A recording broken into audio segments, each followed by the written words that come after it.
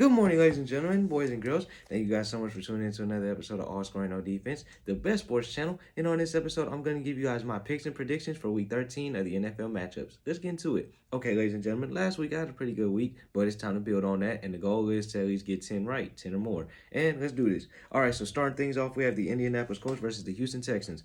I'm going to go with the Colts simply because the Colts are a much better team. They run the football better. Their defense is a lot better than the Houston Texans. And quite frankly, this hasn't been the Texans season. But this shows if you're a real fan. You got to stay down for the come up because hopefully in a couple seasons, me personally, I do think it will be a couple of seasons, maybe about 3. The Texans are going to be bad for at least the next 3 seasons. But then I do believe that they're going to be back better or back watchable at least. So I'm going to take the Colts in this one, 31-21. Next, we have the Minnesota Vikings versus the Detroit Lions. Okay, the Minnesota Vikings come into this game with the 8th total ranked offense. And quite frankly, I do believe that the Detroit Lions missed their window to win a game. And that was against against the Chicago Bears on Thanksgiving. So I'm going to take the Minnesota Vikings in this one, 29-17. Okay.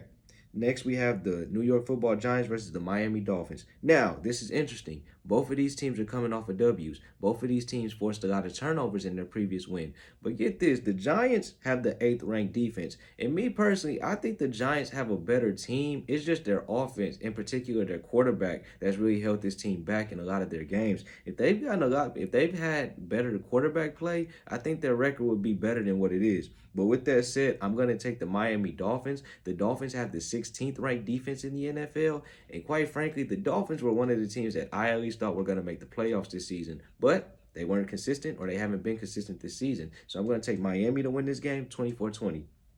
Next, we have the Tampa Bay Buccaneers versus the Atlanta Falcons. I'm going with Tampa Bay simply because Tom Brady has never lost in his career to the Atlanta Falcons. Never. Like in his career, he's never lost to the Atlanta Falcons. But get this, Tampa Bay has the 10th ranked defense, and then they're also 3rd in total offense. But now, what is so special about this game? Tampa Bay right now is 8-3.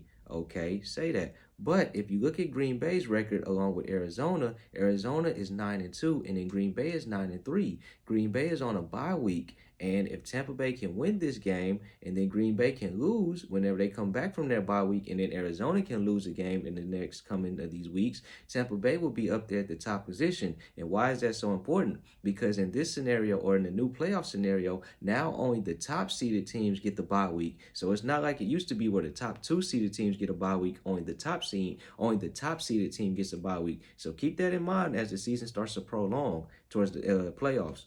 So I'm going to take Tampa Bay over the Atlanta Falcons, 34-27.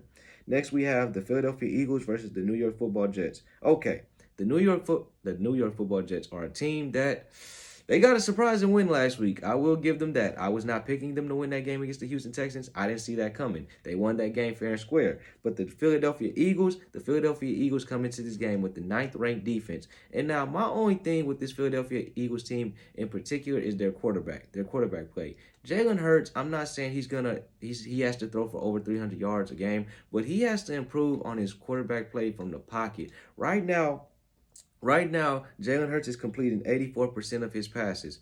That's not going to cut it in the NFL. And if you want to see a continuous duration as a starting quarterback in the NFL, you have to improve that because nowadays that's what most GMs and coaches are looking for from their quarterback: a higher completion percentage and a higher completion percentage rate. And that's what I think Jalen Hurts needs to improve on.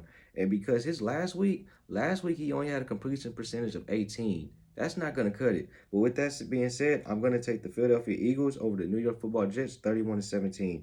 Next, we have the Arizona Cardinals versus the Chicago Bears. Okay, this is interesting because for the Cardinals, they get DeAndre Hopkins back along with Kyler Murray back. And then get this, the Cardinals have the 2nd ranked defense and then their 10th in total offense. But now, on the other hand, the Chicago Bears are 4-7.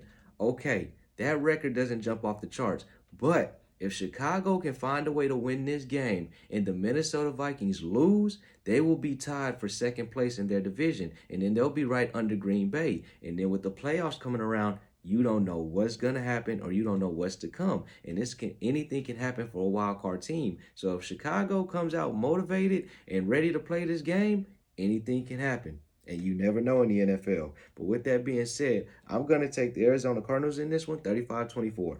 Next, we have the Chargers versus the Cincinnati Bengals. Okay, this one is I believe a game that's going to be filled with offense because the Bengals have the 19th ranked defense, and then the Chargers have the 8th ranked total offense. But the thing with the with the defense of the Chargers, you don't know what you're going to get from them week to week. One minute they play lights out, next minute it's like, man, what is this? Same thing with the offense of the Cincinnati Bengals. You don't know what you're going to get week to week. But I do believe that this game is going to be a shootout, and the shootout kind of favors the Chargers a little bit more because that's been a particular style that they've used to win games. So I'm going to take the Chargers in this one, 45-42. Next, we have the Jaguars versus the LA Rams.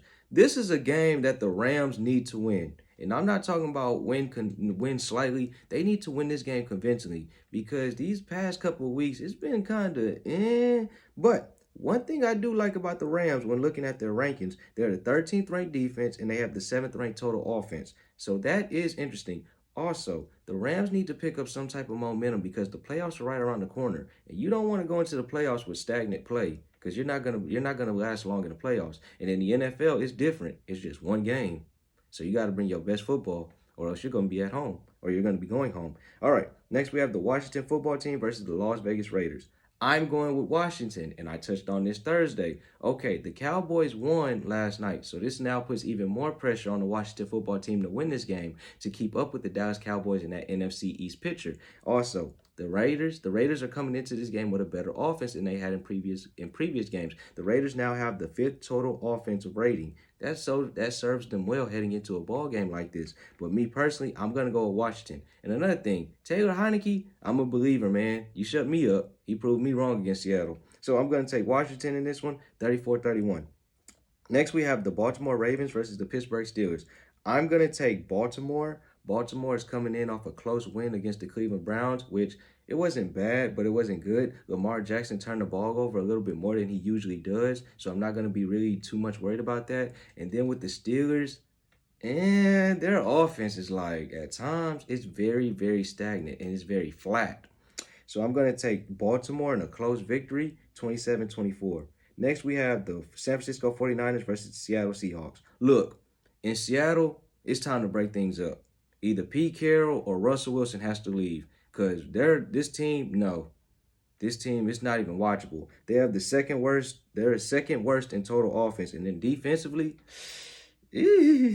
but I'm going to take San Francisco in this game because for some reason, whenever these two teams play, it's always a dramatic, 9 times out of 10, it's been a dramatic ending. So I'm going to take San Francisco, and then San Francisco actually, as of late, has been playing particularly well. So I'm going to take San Francisco in this one, 28-24.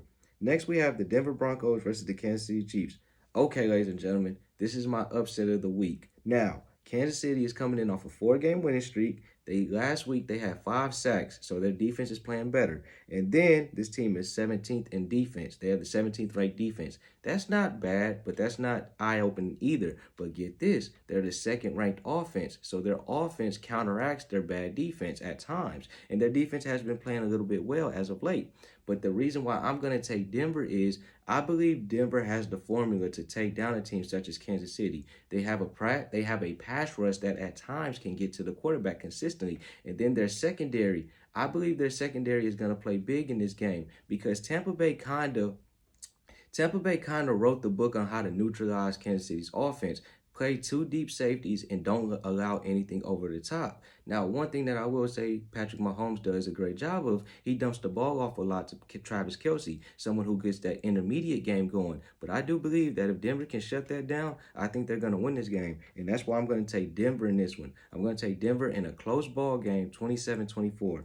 And last but not least, we have probably the most interesting game of the NFL season. That is the New England Patriots versus the Buffalo Bills. Okay. This is going to be a game full of defense. Right now, the Patriots have the number 1 defense, whereas the Buffalo Bills have the 3rd ranked defense. And now, the New England Patriots have been playing lights out. Over the past 3 games, they've been defeating opponents with an average score of 32 points per game. And the New England Patriots are on a 6-game winning streak. And then with Buffalo has the 5th ranked offense, the 5th ranked total offense. So this game is going to be very interesting. But with that being said, I have to take New England. I just feel as though Bill Belichick's experience and his mindset is just going to be a little bit too much for the Buffalo Bills. Now, what worries me about New England is at times this offense can be a little but that hasn't been the case lately. This offense has been firing on all cylinders. And so this is going to be a very interesting game. But I'm going to take New England in a close ball game. I'm going to say 31-28. And that's all for this episode. Thank you guys so much for watching. If you're new to the channel, be sure to subscribe. I do new episodes like this Monday through Friday. And I'm out.